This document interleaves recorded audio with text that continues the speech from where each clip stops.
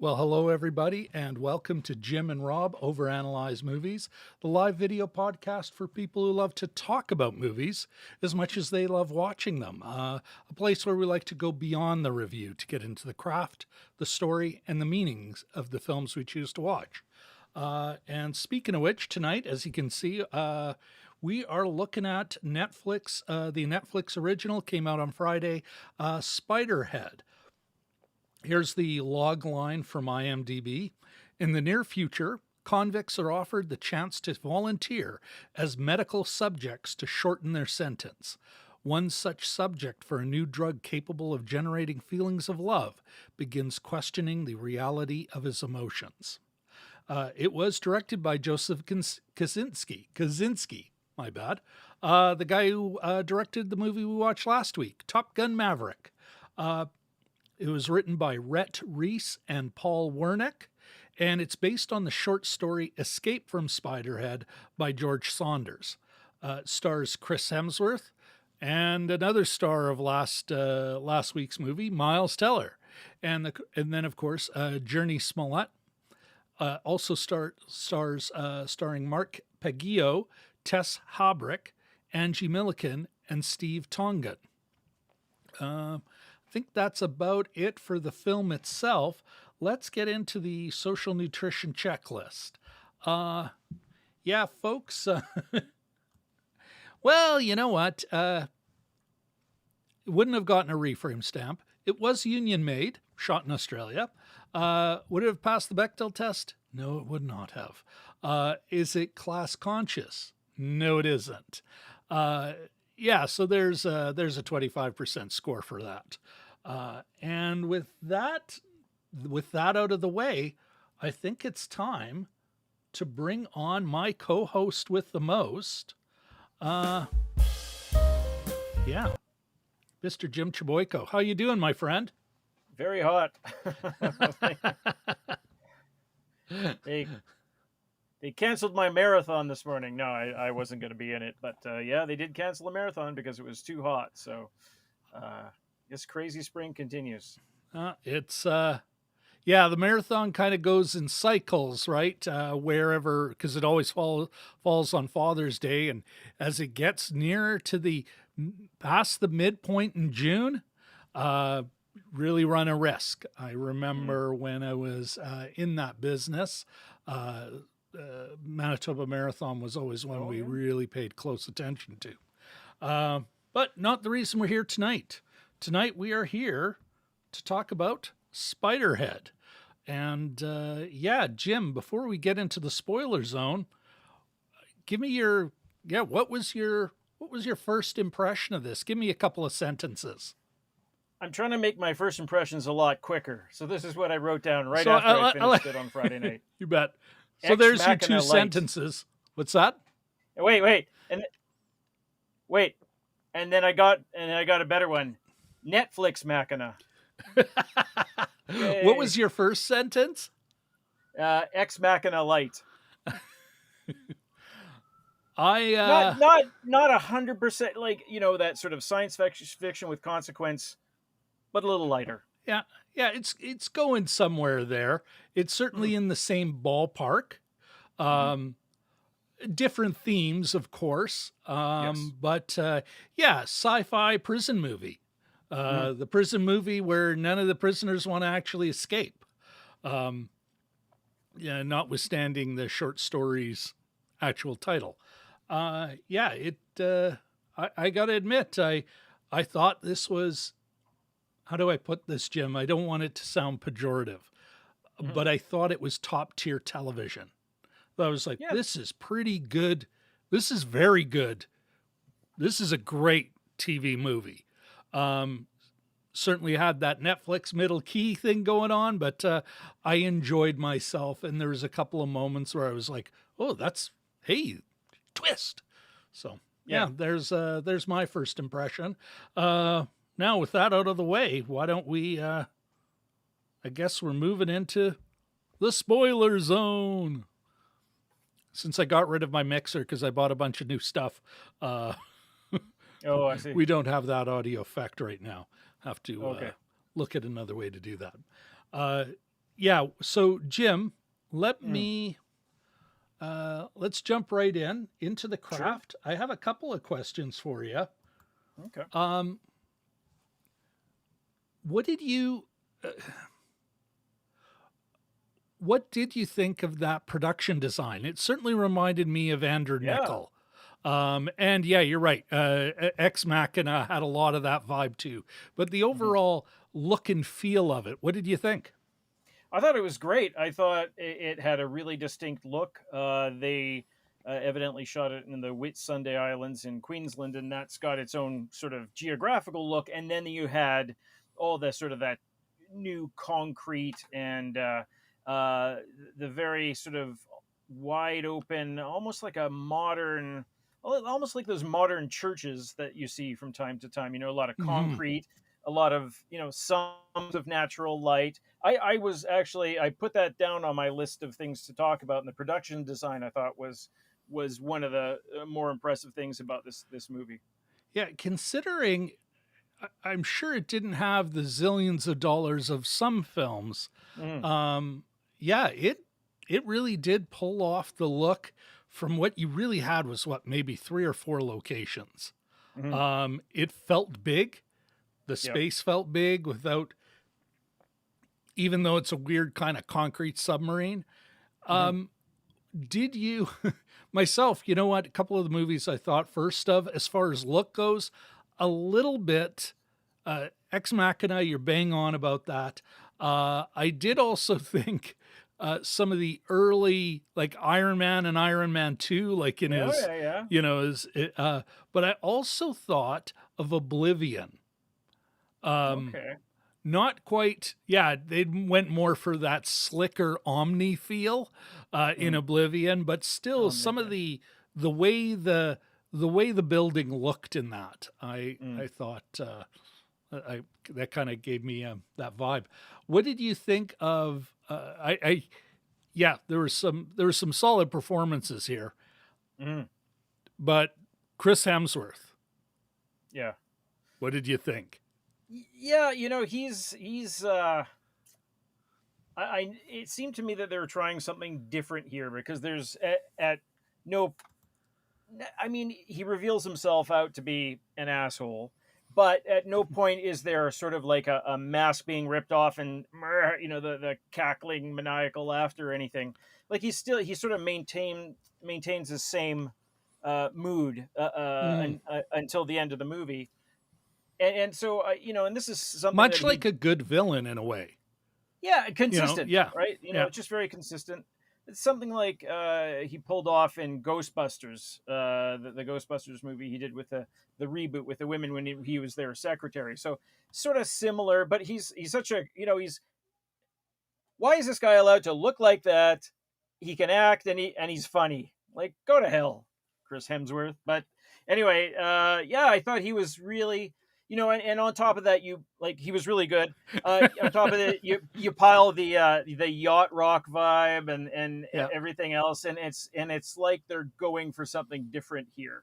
Yeah. In addition to casting him, because I mean, I was thinking who else as I was driving down and back from the lake, I was like, who else would I cast in this? And I was thinking, well, if you cast somebody like Sam Rockwell, it would be a hell of a different movie. You know what I mean? And it wouldn't quite have, I think, the it was a very light touch for kind of a science fiction movie like this, and I think he was part of that light touch, Yeah. if I can describe it that way. How about you? Did you find him effective? I Did thought he you? was great. I Yeah, yeah. he's certainly, given the way he can be, the given his physicality or what he can do with his physicality, Hmm. that this he felt, and who knows, part of it may be the way they dressed him in that. Yeah. It could also be that he's like, taking a break from all the Marvel movies. I don't have to bulk up, Yeah. which is fantastic. But it also shows his comic chops. I know this isn't a comic movie, Hmm. although, like you said, there's a lightness to it. But I think it shows. I want to see him in more. I want to see him in comedies, because I think Hmm. he'd just knock it out of the park. Beyond Marvel, beyond what little we got to see in the Ghostbusters, the reboot, Yeah. in what, 2016, where I thought, like, you saw some hints of, boy, that guy he can move. Yeah. Yeah. He's funny. So You know, yeah. and he and Miles Teller actually had a lot of chemistry too, and I thought they some of the biggest laughs are, well, that seems kind of unprofessional now, and there was a few little there's a few little lines like that. Lines were crossed. Lines we crossed were a lot of lines ago. I think some of them Yeah. said, and so there were some good lines, and they had sort of a frisson between them. So I could see them in something in the future. Yeah. Well, and yeah, one more thing then on Chris Hemsworth before we move to before we move to Miles, Mhm. is yeah, he's in this. It's he managed to, that smile wasn't charming. Yeah, good point. Like Yeah. his smile, like he managed to give it a little bit of a, well, I'm not connecting with you. I know you're smiling, but Mhm. you're like, it's almost a mask. Mhm. And I thought that was, I thought he kind of managed to put that, we've all had this boss, Yeah. the smiling keen, but a little passive aggressive, a Mhm. little kind of, I don't think we're actually connecting. Yeah. Um, and that I thought was great about him and Teller. Another, you know, I'm getting more comfortable with them. I Mhm. bought him as a guy who's probably in his late 20s, maybe early 30s. There was another guy who was willing to look a little different and behave a little different. Yeah. Of course, he doesn't. It's interesting when you're playing up against, uh, when you've got the Hemsworth character, Steve. I think Jeff has to be a bit more of that straight man, Mhm. but I was kind of buying it. I thought he did a fine job. Was it Mhm. amazing? No, but fine, better than fine. Oh yeah. Solid. Yeah. Yeah, Yeah. yeah. Go Go ahead. ahead. Well, I was just gonna say you're about to get onto Miles, but I just thought the whole cast, the big roles, and even the Steve's assistant, I thought they were all Yeah, very solid. yeah. No, I agree completely. Uh, Now, was there anything else you wanted to talk about in the craft before we move on to story? It's I guess in that putting together a soundtrack is a craft, but that was I mean, it spoke to us probably because as a fan of Thomas Dolby, I believe I even had an 8 track of his. The choice to go that route, to have all this 80s music, was kind of fun. And you could see when later in the third act, when his communicator gets wrecked, and it's sort of toggling between different songs. You think, oh And my the god, drugs. what opportunities, what could you play? So it goes from Blinded Yeah. Me with Science again, and then it goes into Hall and Oates, and you're like, oh my god, what else are they going to play? Well, But and everything, what I wrote down as far as the soundtrack went was how all these songs kind of hit on some of the themes, and we'll get mhm, more into that later in the theme when we get into the meaning of the piece. But that they were chosen. It wasn't just yes, oh like yeah, sometimes when you're like they just threw 80s at it. It yeah, was yeah, like, no, blinded me with science. That yeah, oh yeah, goes right to the heart of the film, or at least his character. yes, yeah. That kind of thing. And the whole Um, thing starts off with Supertramp too. And I put in my notes, the first thing I said, Supertramp question mark. So, and that gives you a hint of where they're going to be aesthetically taking this, yeah, perhaps. Yeah. yeah. Um, Yeah, again, flirting with that Omni look. Oh yeah, It yeah. wasn't. One more thing on craft, then we should acknowledge the folks in the chat. We've got a full chat, so Oh, we excellent. should say hi. Um, it starts with, actually, I noticed it right off the bat. in part because I spent enough time with the poster as I was working on our thumbnail. I'm like, Oh yeah. well, there's the, okay, that's not quite, okay, so they've, instead of teal, they're doing this weird sort of gray-green.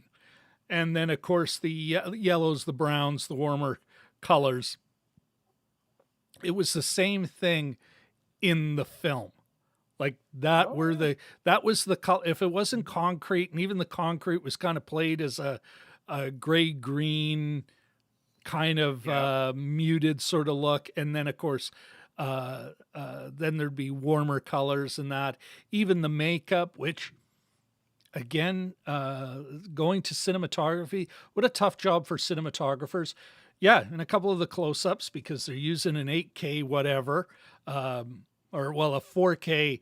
4K on 4K, it's just a 4K capture, and then on a 4K television, I'm like, I see the makeup. I can see it, Oh yeah. like Yeah. all of it, and the movie makeup. So it's like, Yeah. oh, I don't know. What do? You just don't do close-ups anymore? That's not Yeah. going to work out. But anyway, why don't we, before we move forward, I guess we could do a couple of things here, Jim. Sure. First of all, why don't we, first of all, beg everyone for, let's do a quick, beg everyone for a quick like. Of course, if you haven't already, please subscribe. And then last but certainly not least, ringy-ding that bell. There we go. All right, we do have some folks in the chat. Why don't we quickly say hi to them? First of all, we've got Richard L in the house. Good to see you, Richard. Hey, And I'm Richard. assuming Katie Fowler is somewhere nearby, lurking, but hopefully adding to our view count and time count. Because I am shameless. All right, we also have the man, the myth, the legend, Dragon Movie Guy. Hello, sir. Great to see you here, DMG. And then our man in Kuwait City. As we were just in the green room, as we were getting ready to live stream, we thought of you, Ahmed. It is right now 38 degrees here in Winnipeg, or 37 degrees here in Winnipeg, Celsius, with the humidex. Put that up a little higher, and which is awful for us Winnipeggers. Then again, Jim had said, how did you put it, Jim, again? Oh, it's the bus thing. It's like when you were downtown. No. What you're saying about some of our folks, like Ahmed in Yeah. Kuwait City, So it might be hot there. Yeah. Yeah. Our Vegas folks, our man in Chennai, Ahmed. Yeah. You know, we're with you, brother. We're within degrees of you, probably. Yeah. Anyway, it's great to see you guys. Yes, Ahmed, it is actually a brand new movie. And DMG is saying the trailers look good for this flick. Top Gun Maverick took so long to come out. Kosinski had 2 movies released in June. Yeah. Yeah. And then, did I miss something, or did Thor just totally torture Rooster most of the film? It's a crossover. 108 in Vegas, apparently. All right. Now that we've gotten, you guys always got to win. Now that we've gotten the well, but it's a dry heat there, Jim. That's We've true. got That's the true. humidity here.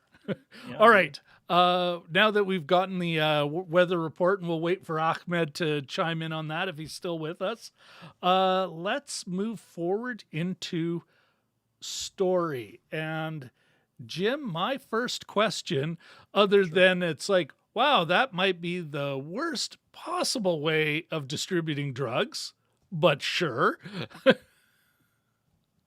I was wondering, for you, notwithstanding, yeah, there are some problems with it. Did the story overall work for you? It did. About the only thing that I would say is that I knew it was I knew it was adapted from a piece of writing. I knew it was a short story. Yeah.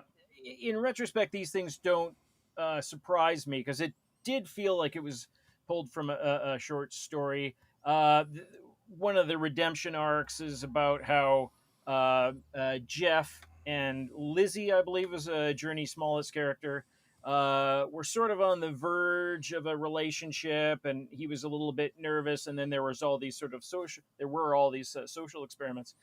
He's kind of already there. Like, there's not much journey, no pun intended. There was not much journey for him to make. He had already, I think he was already in love with her. And then the whole forgiveness thing, which comes up at the end, he seemed to already be there as well. So in a way, this had sort of the scope, in my thinking, of a short story. Do you know what I mean? Like, it was a fairly limited progression. Doesn't mean it was bad, but it just had different beats than what would be a screenplay for specifically a movie. Yeah, Does that make sense? That makes sense. Yeah, no, that hits on.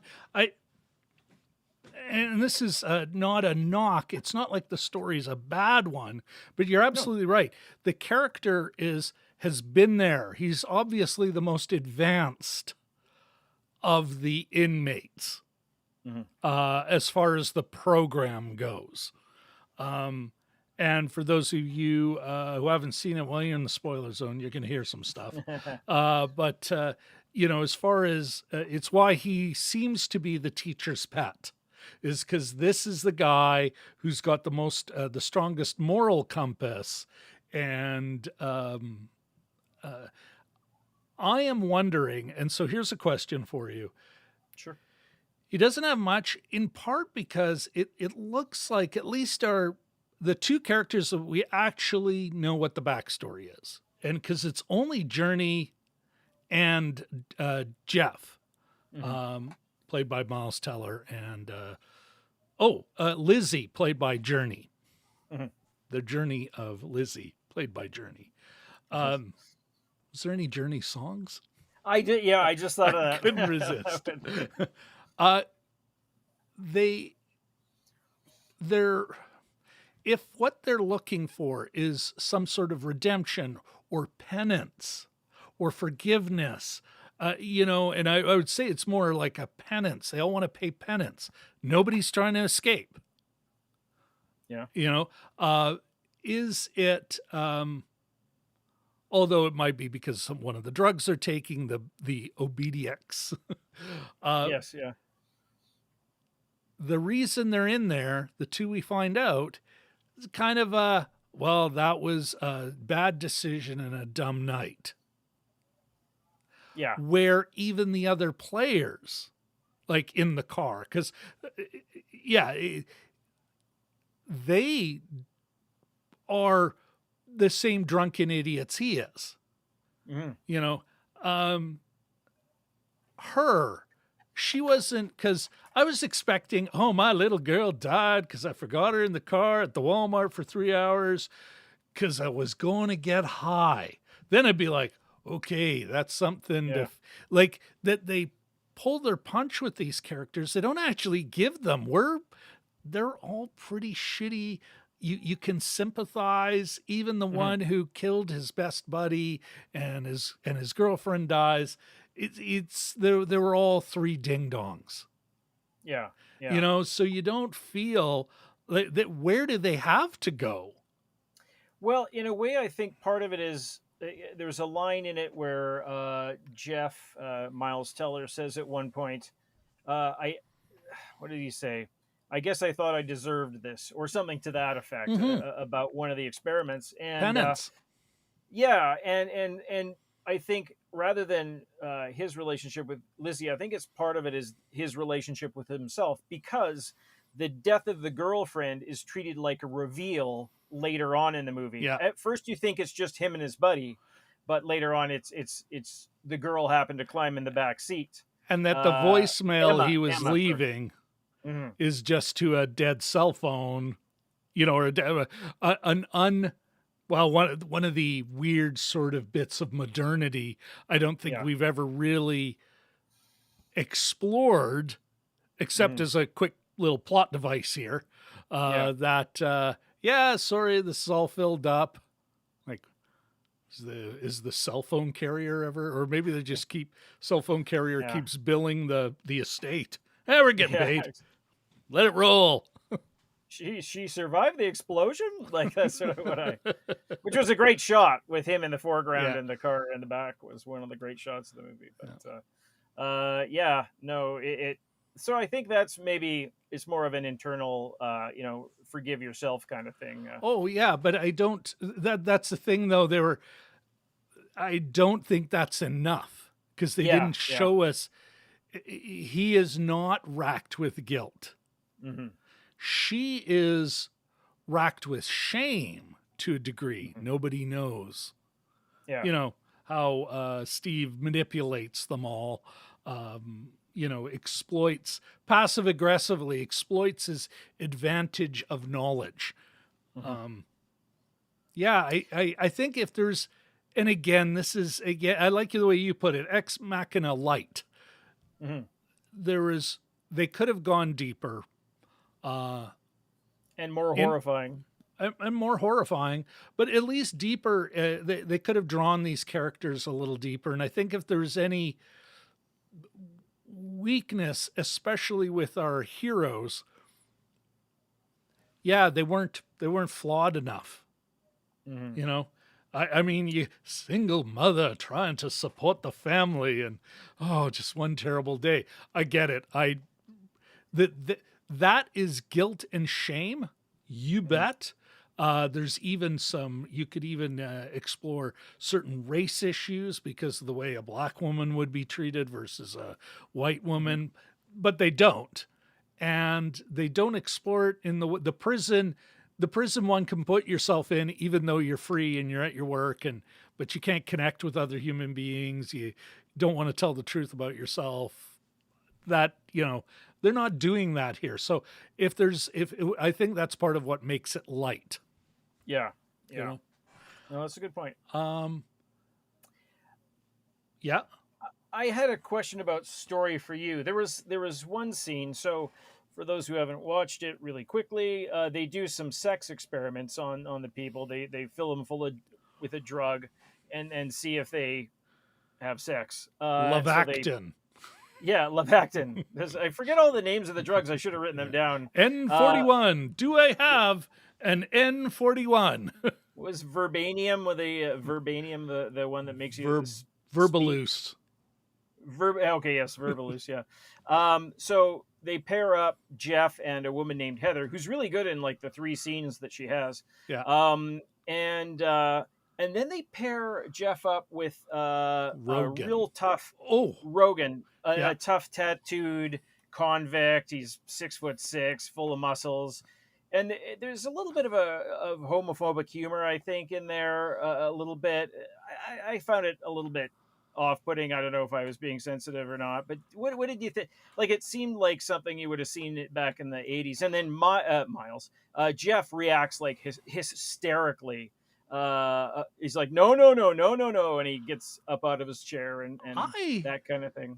You know what? It'd be interesting to hear how a straight or a gay person interpreted that scene. I am more, and another part of the weakness of the piece is how the women characters were written, because there's 3 named characters. Even the Rogan guy doesn't get much to do. He's just a big, thick tattooed menace, right? Yeah. But I thought that was done actually well. And could have been really, in a different movie. And you know what I want to say? Oh, they should have explored this. No, I think it kind of like Alien did a great job of really kind of getting into, let's say straight male insecurity. Yeah. He was freaked out. Yeah. And and they're playing with our idea of prison. Now, later on, there's a tacky joke, a bad joke about pitching and catching. Yes. But I thought there it was done well, and it was interesting at the end. What does Rogan say? He doesn't. He's like, Your "Your loss or your something? loss," and not in Yeah. a like. It's just more like your loss. I'm great. Yeah. Like, which I was like, that's not bad. I didn't Yeah. I didn't feel that way. I think the what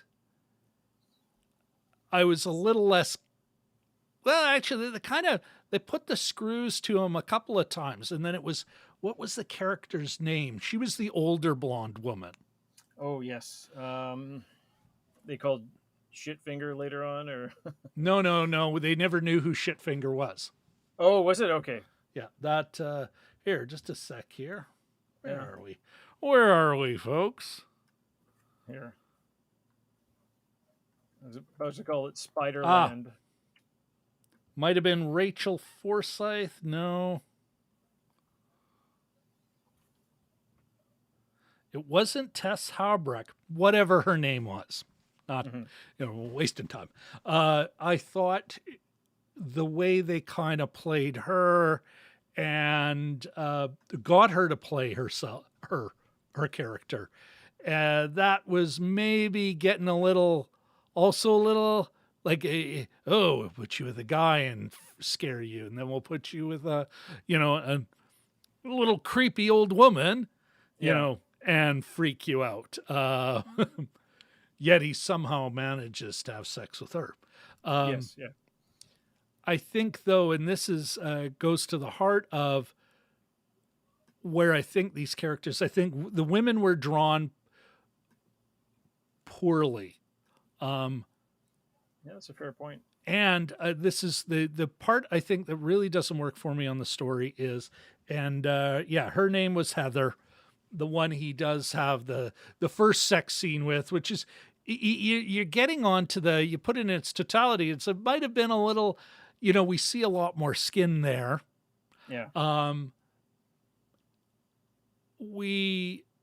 But I think my biggest problem with her and the other character's name I still can't fucking remember, is they don't get us. Like Heather dies. Heather dies horribly, and you feel bad. It's wrong, but you don't really feel that bad. She's presented as a bit of a bitch at the beginning, like when you first meet her, and then but they could have spent a little bit of time. And with a prison movie, it's all about giving each of these characters just enough time for us to get to like them or hate them. One or the other, give us that. And we didn't have any time to get to like Heather. Give her some humanity. Have a little moment. They could have had a moment that had nothing to do with the boys. Could have had a moment between her and Lizzie where we see her open up, because there's a character, there's obviously a once a little girl with the pictures on the wall as Steve is getting rid of her stuff, right? Oh, yeah. And even he gets mad about it. But what if we had a bit more sympathy? Her death would have hit hard. Yeah. If you're going to kill a character we care about. Then we're emotionally invested. Then the stakes really rise, right? Like we knew the stakes rose, like it was still all important and everything. But I think if they had drawn those women characters better, gave them moments amongst themselves to be real, because of course these women are going to fucking talk to each other. Then I think we could have had all of a sudden this movie moves up. And so I think the weakness in the story is in the weakness in the other characters. We see a lot of Mark, but we don't get to really know him. We see a little bit of the Rogan guy. We barely see anybody else. We see a lot of Heather's flesh, but we don't get to know her. If we got to know her, get us on her side, even though she started as a bit of a pill. Boy, that midpoint when she dies would have had so much more meaning, and we would have been owned for the rest of the film. Yeah. Do you buy that? Yeah. Her death. It sort of bringing it back again to Ex Machina Light. Mm, Her death sort of reminded me of those. I would hear about these movies that our mutual friend Darren would watch. He's like, "Oh ah, yeah," and then this happened and this happened. It reminded me of one of those '70s movies with the really weird kind of like brutal moments from time to time. yeah, Her death in particular, and I agree with you yeah. that draw her out a little bit. Like one more scene. Again, the extended version of Lord of the Not Rings. They have much. one. They have one more scene with Boromir, and Yeah, it fully humanizes him. And it's like yeah, a minute long scene, yeah. and or maybe longer. Give But us a little. it just it's 147. Make it 148 Yeah, or whatever the yeah. running time is. And Or it cut yeah some time from some other parts that maybe weren't necessary. yeah that's You true. know, but I at would the be a same. horrible editor. All my movies would be 7 hours long. I would be a disaster. um, myself, well, I've seen what I do when I edit. I'm just too desperate to get out of the scene. No, yeah. Too desperate to get out of the scene. Too desperate to kill a scene. But yeah, here, a better drawn supporting characters, I think, would have really brought the story to another level. Hmm. Let's see what we got going on in the chat, Jim. Certainly. Bear with me. Let's get that out of the way. All right, we've got DMG. Oh, we got more weather. We got more weather from Las Vegas.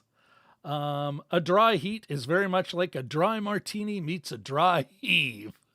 Good Lord. Oh, that's That's not terrible. It's not good, wrong. but it's also terrible. What else do we have here? Da da da da da da. And then I got high, and then I got high. Yep. uh, Aha, they couldn't get the rights to Vibranium from Marvel. Okay. Comedy gold. Comedy gold. Ugh. Back to the Borscht Belt with you. Where's that hook? All right. Jim, Mhm. why don't we actually, before we get into the meeting, well, it's always an opportunity to beg for a like, a subscription if you haven't already. And then, of course, one more time. Let's hear that bell. I love that thing. I do want to take this brief moment. We did, because of our success with RRR, we have picked up more than a dozen new subscribers. And so if Yes. you're watching that, if you're watching right now, or if you pick it up in the replay, thank you so very much for Yes. joining the channel. Feel free to either chime in on the chat to say, hey, you're here, or comment down below. But yeah, welcome to the Jim and Rob Overanalyze Movies family, community, as everybody likes to say. All right, let's get into the meaning. Meaning. And here's my question for you. Sure. I do.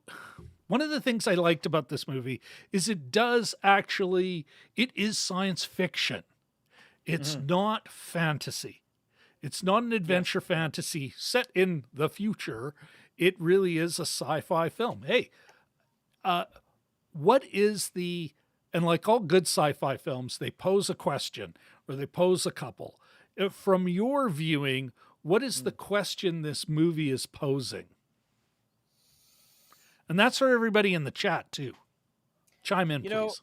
I this may be too simple, but I was wondering if it was sort of a cautionary tale, the confluence of tech and capitalism, because this is Steve's own company. It's got a little. I mean, it's in the background. I mean, primarily you're dealing with these characters, but there's a bit of a tech bro, pharma bro thing with Steve Yeah, a little. Yeah. Hemsworth's character, and he's got all control. He pretends he doesn't, but he does, to the point that one of the more interesting Maybe a little bit of reveals. Elon Musk Yeah, or yeah, the filmmaker's opinion of Elon Musk coming through. Yep. or maybe not Martin Shkreli because he wasn't quite as hands-on, but more in the the He had his hands crazy. on the price. That's about all he had his Yes, hands on. yeah, exactly. So And Wu-Tang so Clan. I think there's a little bit of that. One of the more interesting reveals I found was that, oh yeah, you're both free to go. You're free for a while. Basically, I'm paraphrasing, but oh yeah, your sentence ended. You can, and it was like, oh my god, you're horrible. But so I think a little bit of that.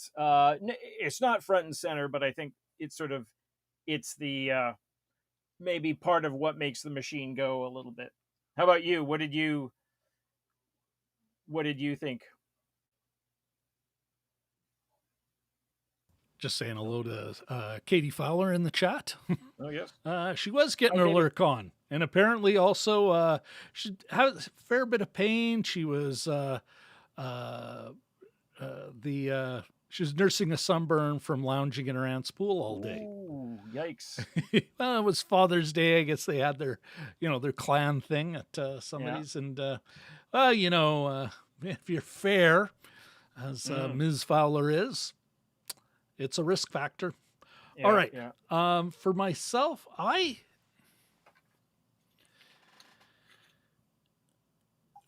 wondered, and I kind of there's a lot going on here. Yeah. I think maybe it is, maybe not quite that. Like, I kind of see where you're going with the tech bro and capitalism and that. Maybe it's, if there is something sort of tying everything together, is it, should we be looking for a drug to fix our psychological ills? Yes. Yeah. That's a good point. So I think that's a big chunk of, let's say what the film is formally asking, and it certainly, I think, has an opinion on the subject. Although not so strong that it felt preachy at all. Yeah. But you know what? It was funny when all the drugs that they were testing, right? And I thought the obedience thing was a great later reveal. That I Yes. thought was a great later reveal. They OBDX. yeah. You know what? Even though they gave us the clues, right? Like Yeah. it was a good reveal. An earned moment. Yes. But all of them, and yeah, I did my little notes, and I was like, yeah, it's love, fear. There's even a gluttony, hunger thing, redemption. But I think the drugs were all kind of these baser sort of love, lust, Yes. hunger, and then gluttony. And then everyone else, the reason they're there, the reason why they at least think they're taking these drugs, or at least maybe it's not the reason they're taking the drugs. The reason they just keep saying yes is because they're being told to. And there's a drug that keeps them pretty obedient. I think the other thing, though, is that everyone's there, which is why it would have been so cool to learn more about the other people who are there. But they want to be there. And it's not as simple as, at least with the two inmates we do get to know, it's not as simple as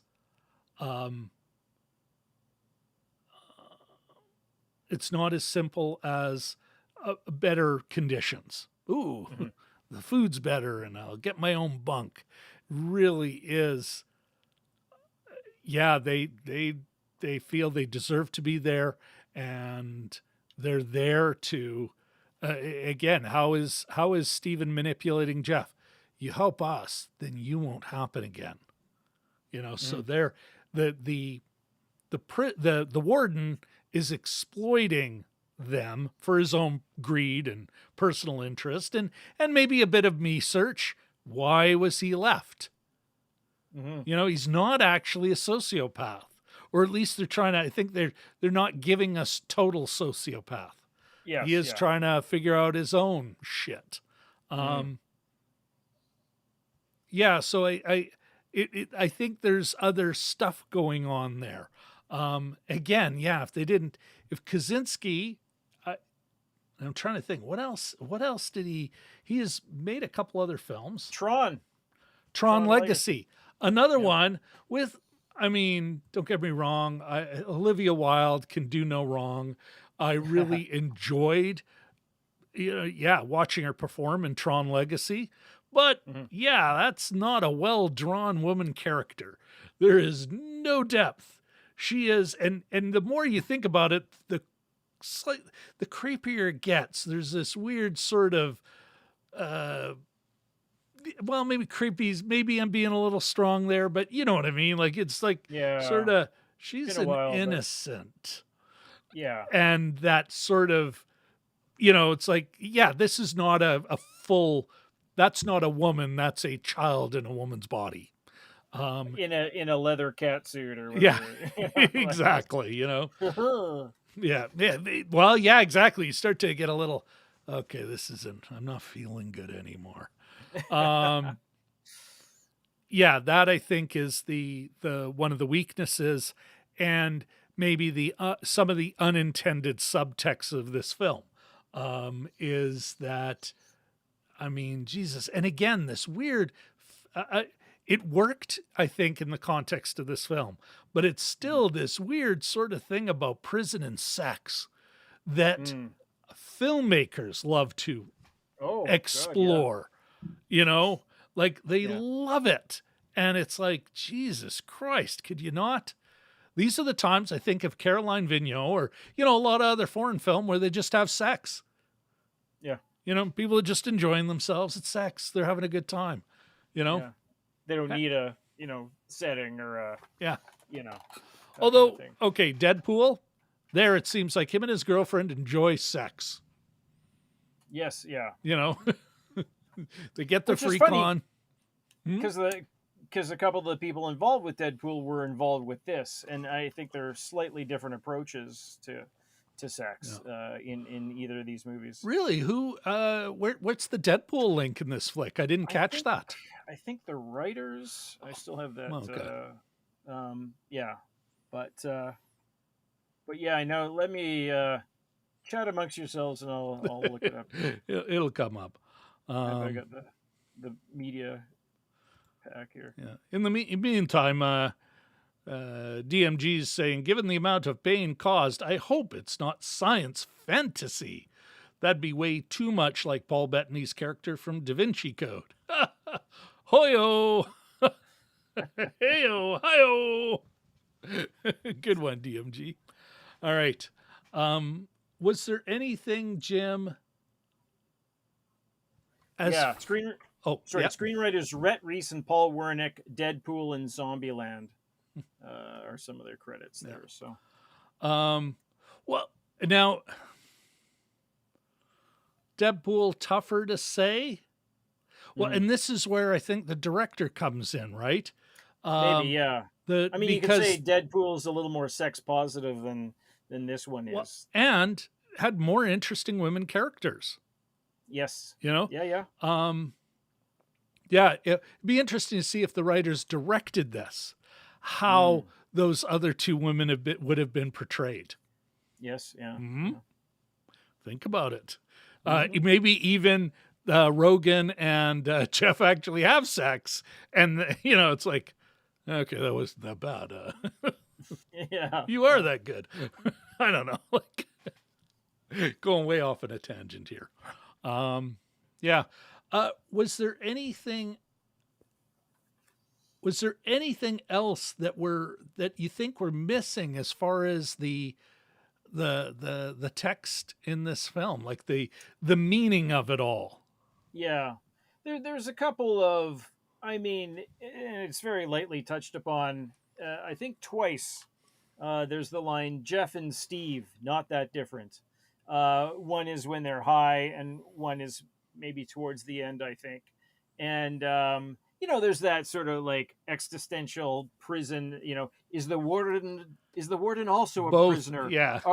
free will and da, da, da, da, and aren't we Oh, all chained to our own roles? And yeah, I mean, they touch upon that a little bit. It's yeah, again, it's not like a major part, but you were right about the drugs and the source of the drugs, because yeah, when Chris Hemsworth is sort of ranting towards the end, he's saying, why can't people just behave like they should? You yeah, know, and you know, this drug will help that, and there'll be no variation. Everyone will be happy, and yeah, that's kind of like that. Is that beware of be careful what you wish for? But I think yeah. that there's a little bit of that prison identity kind of thing going on, a little That bit. that reminds me. Did you? Okay, this is okay. I gotta. As far as the meaning goes, I Hmm. did for a while start to think about. It wears off, but I did at the beginning at least start to think, okay, is there a free will going on, a free will conversation going on here?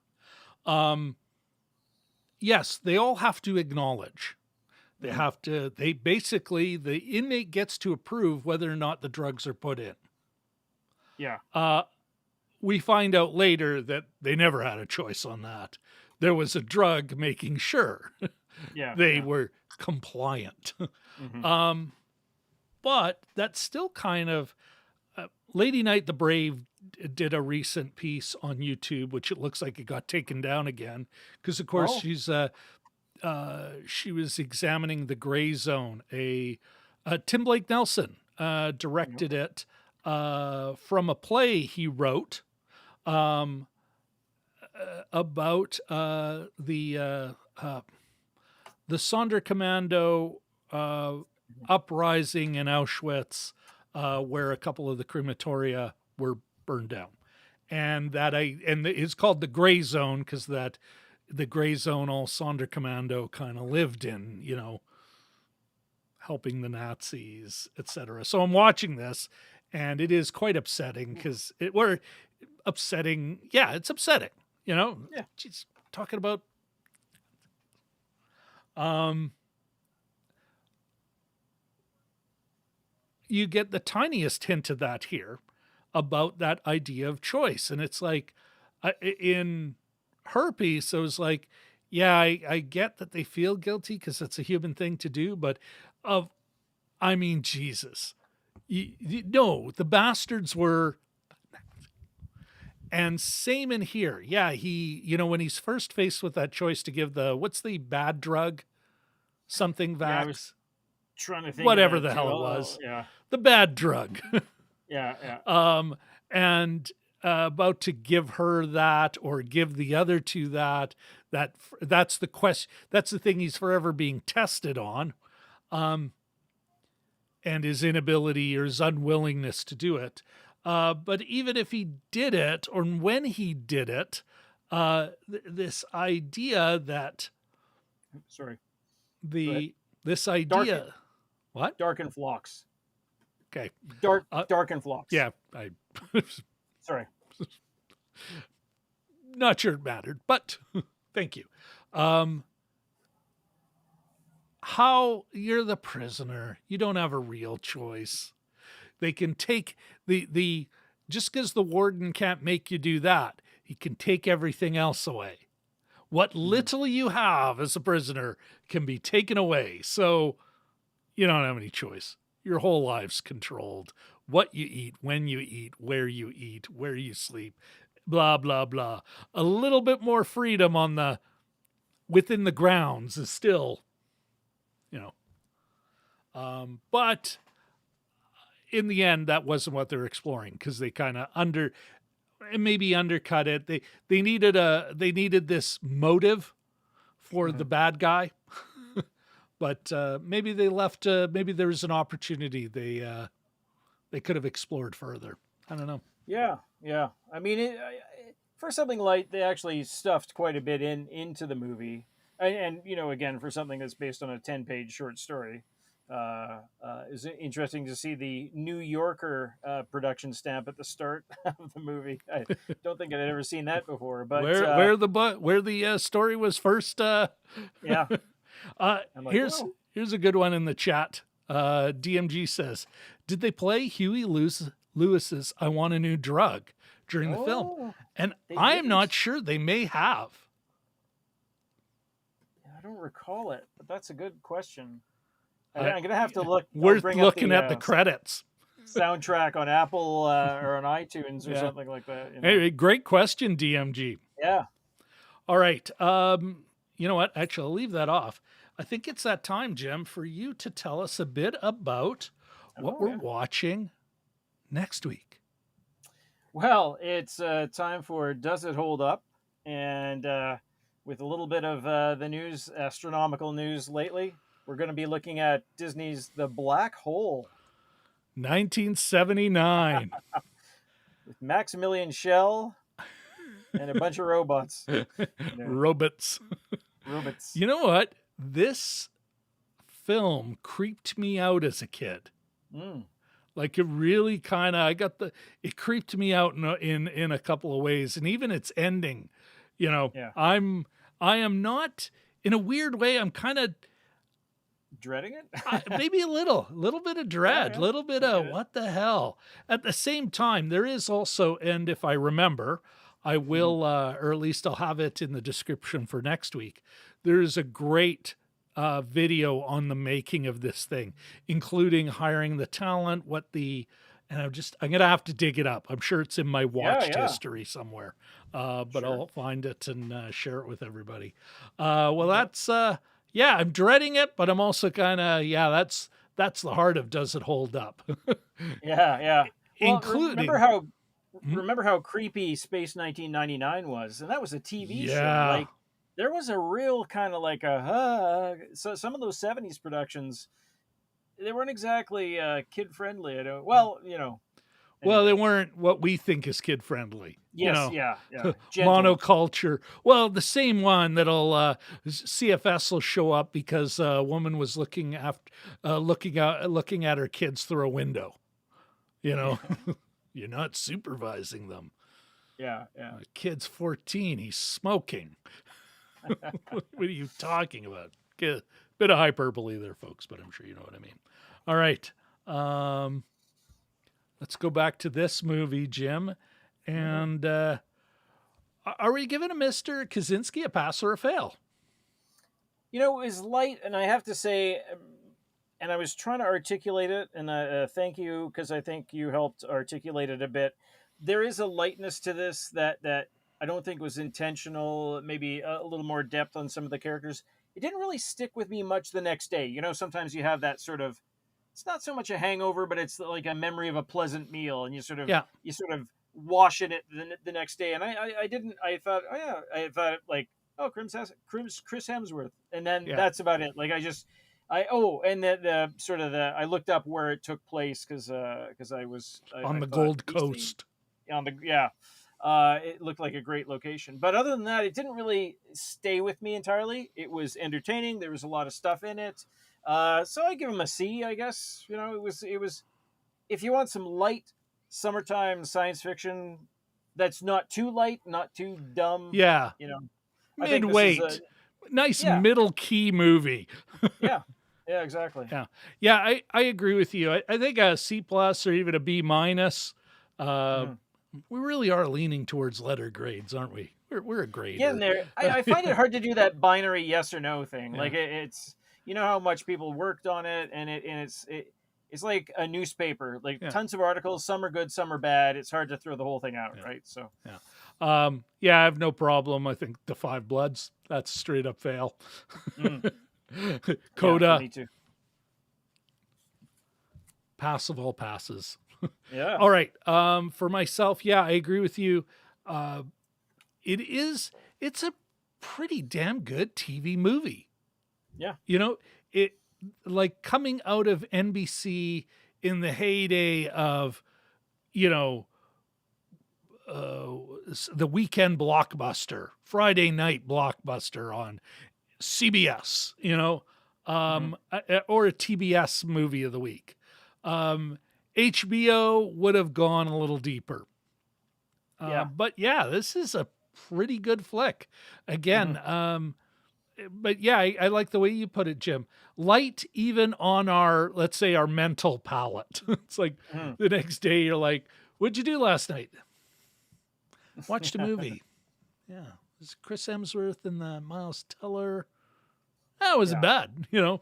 And you know what? It was more than not bad. But yeah, you're right. Will I remember this in 6 months? Probably not. Yeah. Maybe not even in 6 weeks. We do, before we get into final thoughts, Jim, got a couple more comments in the chat. I wouldn't mind, taking a quick look at. We have Richard L. says, if memory recalls, there were black hole prizes in cereal boxes. I'll have to look that up. That is, that would, I wonder if we could even get one. You looking that up right now, Jim? Yeah. I'll study it for Richard next L. week. looked it up. I should have just kept reading. Looked it up. I don't see Huey Lewis on the Spiderhead soundtrack, though. Looking at the other songs, it would have fit in nicely. Yeah, like the songs were, again, not thrown. Like they put some effort into the soundtrack. But you know what, Jim? I am going to look up... Well, we had Supertramp with the Logical Song. We had Michael McDonald.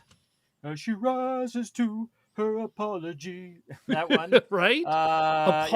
This idea of, wanting not redemption, but, forgiveness and there's a direction to do your penance and everything. Thomas Dolby, Blinded Me with Science. That's kind of they had Roxy Music, and I can never remember what that song is. It's not Avalon, but it's a... I can't remember what it is now, but there were One of the things that really helped keep my interest using the showing the video game Joust, which Chris Hemsworth, he says, "Don't I do all these things for you? Like, don't you have arcade games?" He's sort of throwing it back in their face. Yeah, but folks, Joust makes an appearance. I can assure you, Shreddies had them. Shreddies, it looks like all the Nabisco ones had them. I'm sure there's more. Now all of a sudden I want a toy. DMG says, if Sean Penn had starred in this film instead of Chris Hemsworth, would this been a Penn and Teller movie? Oh. The jokes just keep coming.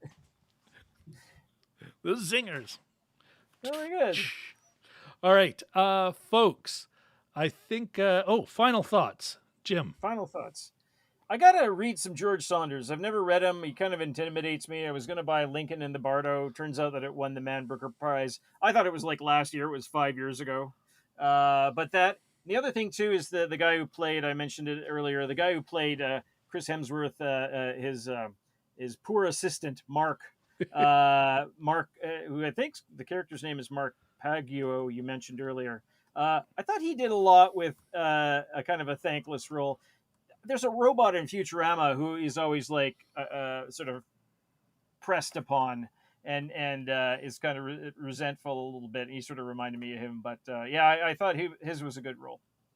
How about you? Final thoughts? I'm looking up. Where is Mr. Penguin? Oh, my goodness. Of course, IMDb is terrible. Oh, I know. They're just terrible. I know who played the air traffic controller. Yeah. But Mark, the assistant, who the puck knows? The name of one of the guards that... Mark Paguio as Verlaine. What the... Mark Verlaine. That was his last name. Mark Verlaine, okay. Gotcha. He's like, coffee's empty again, Mark. That kind of thing. Yeah, exactly. Like, whoa. Yeah. Oh, you're thinking of Kiff. Oh, Kiff, yes. Yeah, that's the one. Kiff. Yeah, the poor robot that's always sort of... Not a robot. Alien. Is he not a... No, is he an alien? That's right. Have you seen Futurama? All right. Yeah, it's been years, though. I haven't watched it in years. Anyway, folks, it's time to wrap her up here. DM Richard L. does get in. We do have a couple more comments before we shut her down. Richard L. Says, yep, we were a Shreddies family back then. And DMG, I'll be here all week. Try the veal. All right. On that awesome note, again, folks, next week, that would be the 26th, because it is June 19th, or I believe that's Juneteenth in the States. Yeah, happy Juneteenth. Yeah, next week we are looking at, if I can get it to come on, The Black Hole. Does it hold up? And that's Sunday, 26th of June, 9:45 p.m. Central Daylight Time, Coordinated Universal Time -5. Other than that, I want to say to DMG, to Richard L., Katie Fowler, and of course our man in Kuwait City, Ahmed, or Jelly Duck 100. Thank you all so much for coming by. We have, we cracked the 250 subscriber number this weekend. We're at 251 today, which is, I think, pretty cool. That's awesome. Yeah. We had our first flirt with virality as far as a movie comes from a couple of weeks ago, which is still paying dividends. And that's because these fine folks who've been our subscribers, some of them from the very beginning, have stuck with us. And so Thank you all very, very much. And if you're new and watching, thank you. You're going to be the folks we're going to be thanking when we break 1,000 and wherever we happen to take this. All right. I think that's about it, Jim. I think it's time to just, look at that, DMG. Congrats on 250. Woot. Thanks. All right. Thank you, sir. We're all going to say goodbye.